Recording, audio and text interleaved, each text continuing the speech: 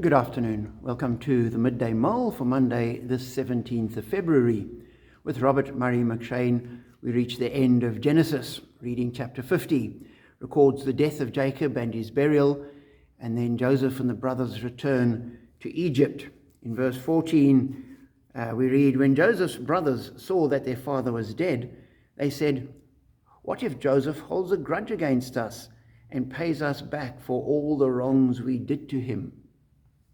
An entirely understandable perspective after what they did to him and the way they had treated him. And what they reveal is that it is easy to bear a grudge. Joseph could have done that. He could have been all very kind and nice now to keep Dad happy. But the minute Father's dead, I can now deal with the problem. And quite likely that's what they would have done. And I'm quite sure it's what many of us do as well. Some people we forgive, sometimes we carry a grudge, which is unhelpful for us or for the other people.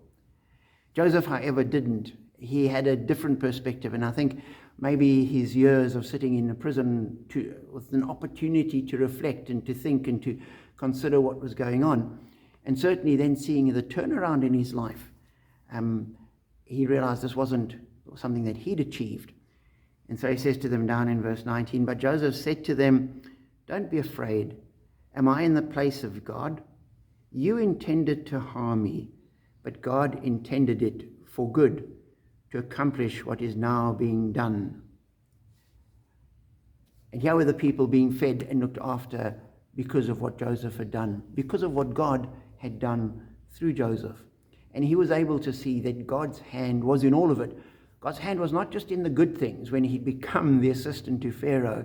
He could see that God's hand was in the whole of his life, leading him step by step, even through the darkness, even through the times when he was a slave in the house of Potiphar, even when he was a prisoner in the captain's dungeon.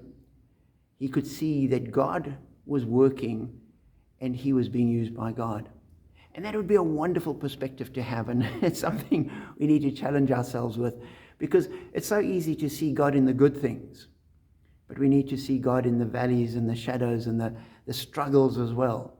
Because when God says, "I will never leave you or forsake you," that's what he means. And so we need to hang on to God.